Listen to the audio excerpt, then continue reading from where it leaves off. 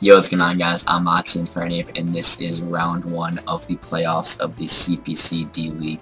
And this week I'm going up against L5, coach of the Oakland Roseraiders. So, as I said, this is round 1 of the playoffs. This is the quarterfinals. There are 3 total rounds in the playoffs, and it is single elimination. So if you lose once, you are out. So there are a total of 8 teams in the playoffs. How the seeding works is you're seeded from your own conference, and then you play the opposite conference. So I was the 1 seed in the Kalos Conference. I think that's my conference. So I'm playing the 4 seed in the other conference. I think Kanto Conference or something. I forget the names of the conference, but I'm playing my good pal L5. So I played him earlier in the season in week 4 when I brought this fun team. I was able to squeak out a little win there, but there was some hacks involved and a timely crit. So, you know, not my most convincing win, but that does not really matter. I have to do what I can to hopefully beat him again. And if I win this game, then I will be moving on to the semifinals. I don't believe I've ever lost in the first round of the playoffs, or in the first overall round. I have lost my first game in the playoffs, Season 3 of the Neutral PL, but I did get a bye, so I was at least already in the semis. So, my goal, well, at least from this game alone, my goal is to win this and then move on to the semis, like I have in the past. But then, in the past, the semifinals have not gone so well, but I just need to focus on the quarterfinals right now, and try to have a good team, try to battle, and play well to beat L5. So, my team is right here. Let me read off his team. So he has Kieran Black, Mega Scizor, Greninja, Volcarona, Swampert, Clefable, Hitmontop, Hypno, Jolteon, Archeops, and Vileplume. So I believe this is the order that I expect them. Or is it? Yeah, okay. So this is the order. I numbered it. No, this is in order of how much he brought them on, I believe. So I numbered it based on how much he brought them. So this is the speed, and then how much out of, I think he played 9 regular season games. I think. So then this number in the brackets is the amount of times he brought it, and then if it's a Z user, obviously it says Z. So Z, Kieran Black, and then I have the information from the set from last time if you brought it last time. So I saw his Life Orb with it had mixed offenses, and yeah, Scizor, you know, I'll just scroll through here, and then yeah, Volk was this weird bulky set with the Charty, and Clef he brought. These are the 6 he brought last time. I expect a similar team. I think his team was pretty good last time. And then, I think this is the order that I expect the rest. We'll see what he brings. I think it'll be similar to his team from last time. So I think it was still a pretty good team, but I'm trying to fix my team from last time. Let me actually just briefly look at that, just because I'm mentioning last time a lot. Bandit, Scizor, Scarf, Lando, 4 attacks, Mega Hounding with HP Rock and Sucker Punch, Assault Vest, Hari, with 4 attacks, of course, Feeny, Moolah, Surf, Taunt, Haze, and then Dragalge with Eject Button, T-Spikes, 3 attacks. So that was the team last time. Very brief, don't want to explain it, but just wanted to show it to you guys. So, this time I'm bringing a Tangaberry Celebi with Stealth Rocks, Healing Wish, Psychic, and Thunder Wave. So, I'm going to be honest, I forget what a lot of these spreads are for. I built them kind of a while ago, because I did this battle a couple weeks ago now. The speed was, I believe, for Kyurem, and then I think if Kyurem is creeping out Lando, I think that's what this is for. Thunder Wave is nice to paralyze some things, like Kyurem especially, like Greninja, like maybe make a Scizor. I don't really need it too much there, but still, anything I can paralyze basically is really nice. If I can paralyze a Volcarona, that'd be amazing. Then it's not nearly as much of a threat in terms of setup, because it's paralyzed and not going to have the threat of speed from Quiver Dancing immediately, at least. So that'll be very helpful. And then the rest in bulk helps me take some hits. I believe I can take pretty much any one hit. I think this was my designated lead with the team. First turn I can either get Rocks or Thunder Wave, and later in the game I can Healing Wish and hopefully pass into one of my bulky offense mons. Will probably get weakened at some point. So that Celebi here is really nice at being just a bulky sort of pivot. It doesn't have U-turn, but still it's nice to get at Rocks, and it's nice to just paralyze things and be a good team support mon.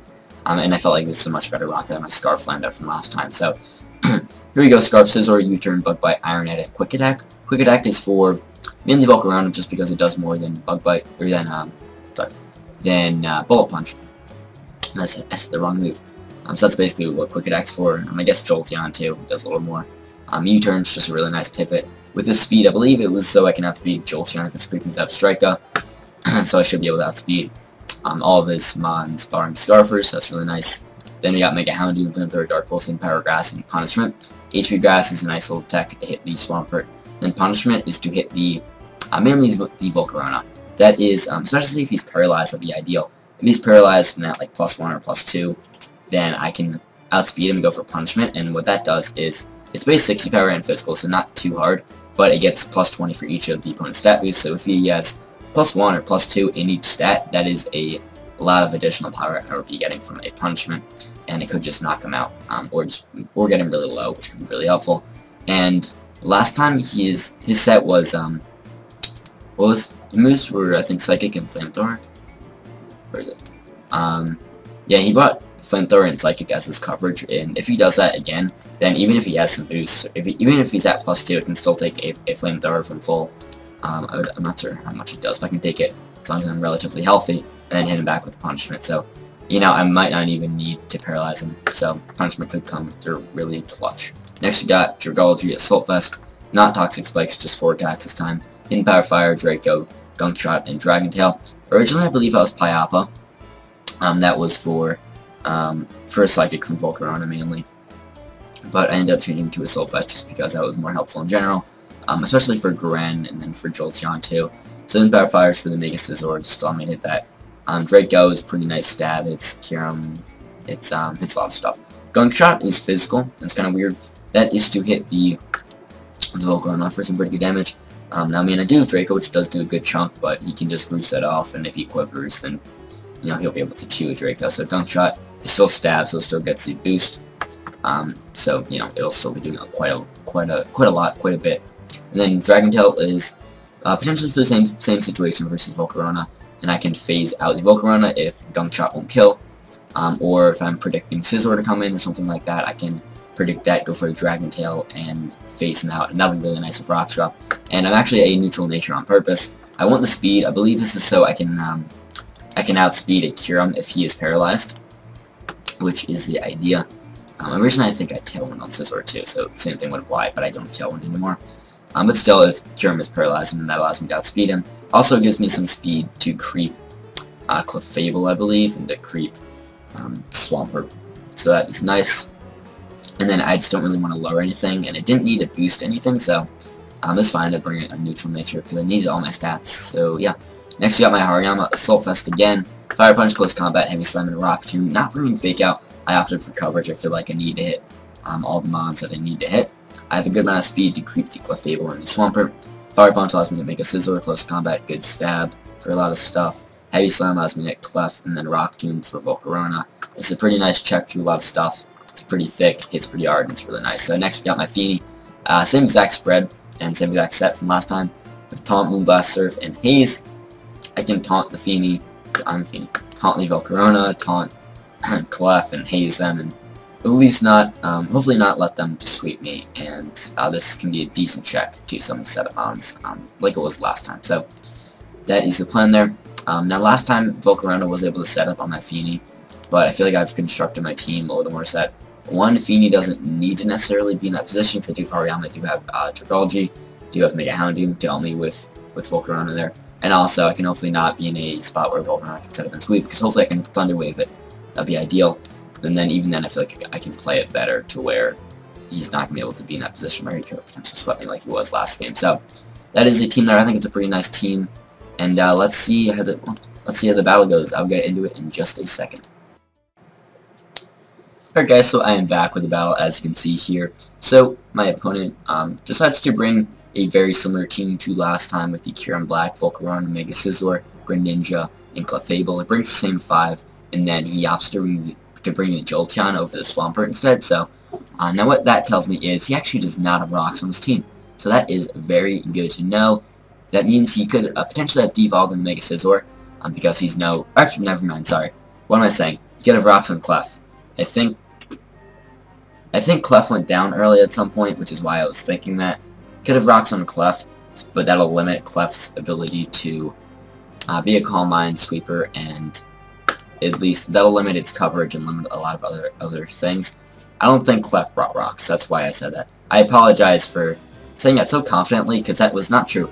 He could have had rocks on Clef. I don't think he's able to set them up, though. So I'm just going to leave my Celebi as he leads with his Jolteon. This is fine for me. I wanted to switch into my Dragology on a potential Signal Beam. I do have my Tanga, and I can take a Signal Beam, but I don't want it. I don't want my Celebi getting so weakened, and I end up just staying in because I don't want him to Volt Switch on my Switch, and I don't have a Ground type, so that could have been a good reason why he wanted to just lead with this and just click Volt Switch. So, yeah. From the damage we can see that he's not Specs, not Life Orb, and I don't think he was Zap Plate either, because that was not strong enough. So he brings in Volcarona. I expect to be able to take any hit.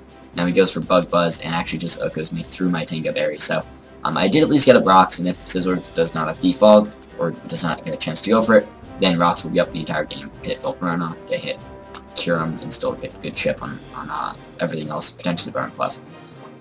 But that Bug Buzz just broke through my Celebi's Tanga and knocked me out anyway, so that could mean a variety of things. It could just be Specs, in which case, well then he's Specs and he's locked into that.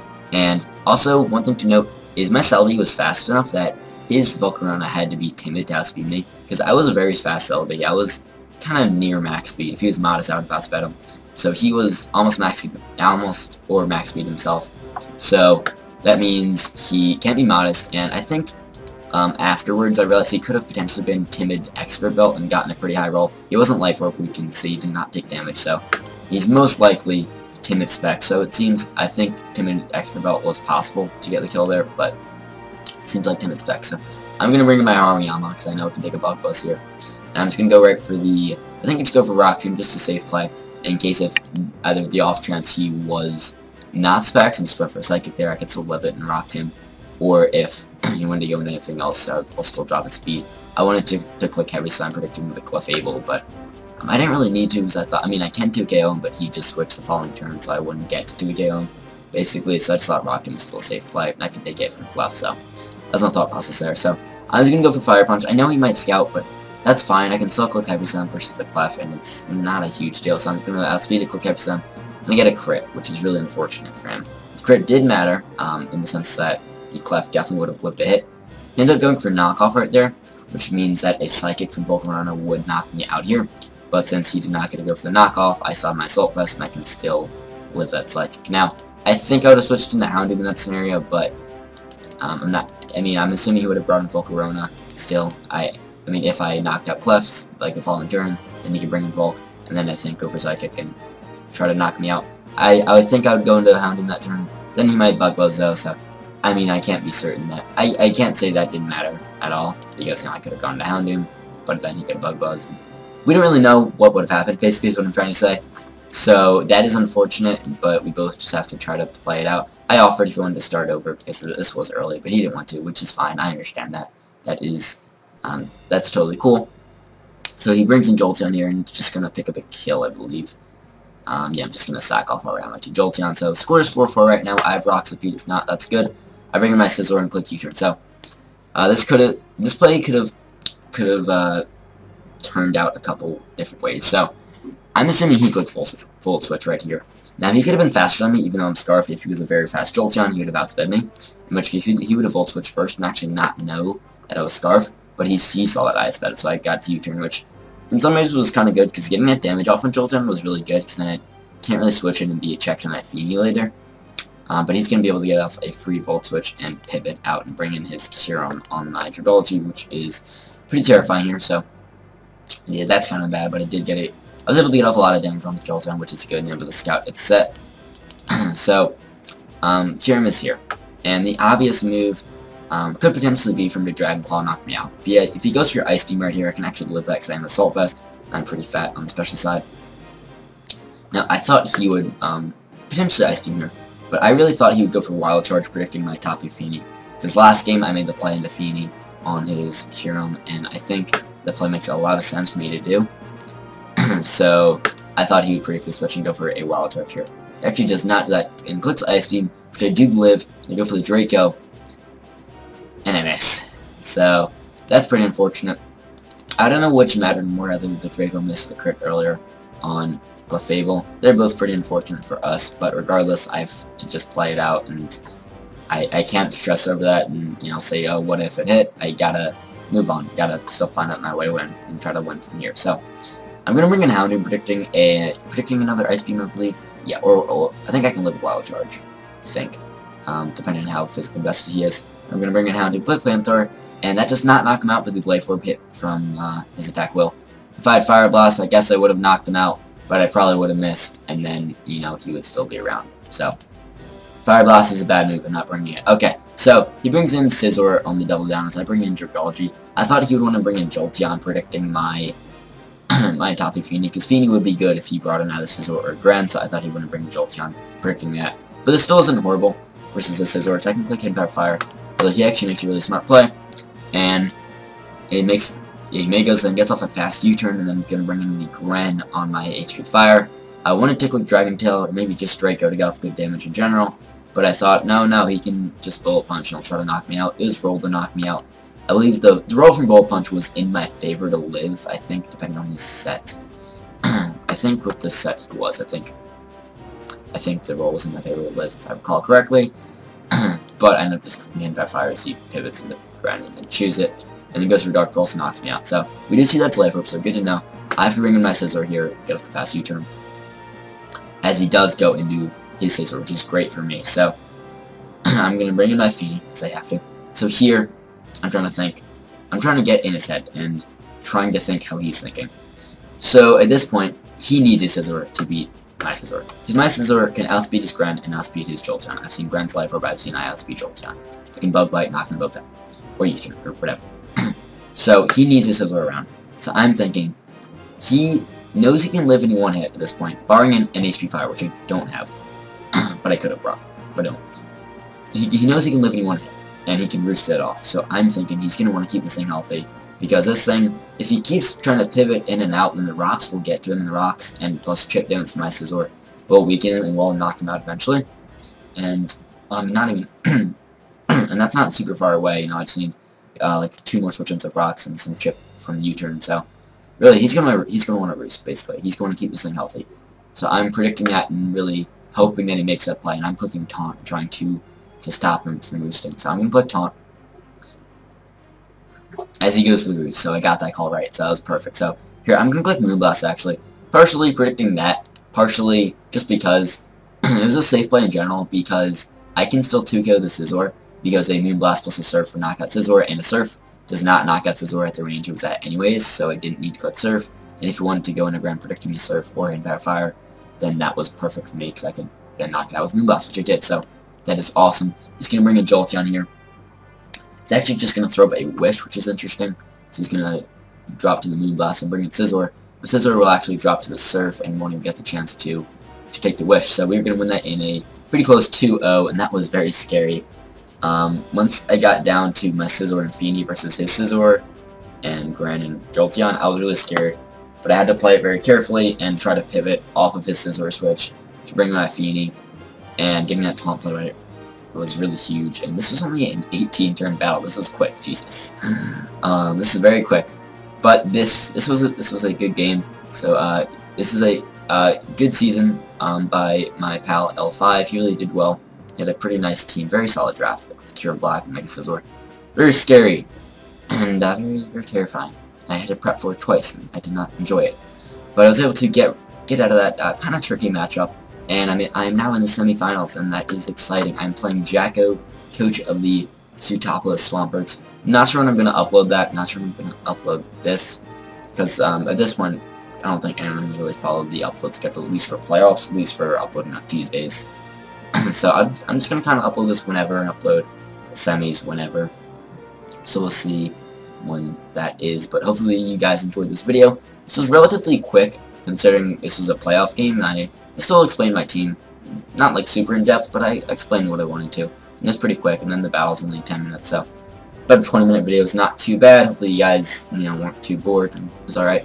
So next week, as I said, playing Jacko. That should be a good game, very fun and very exciting. Again, I'll do post-content kind of thing with a team builder and battle. And yeah, I'll see you guys then. Peace out.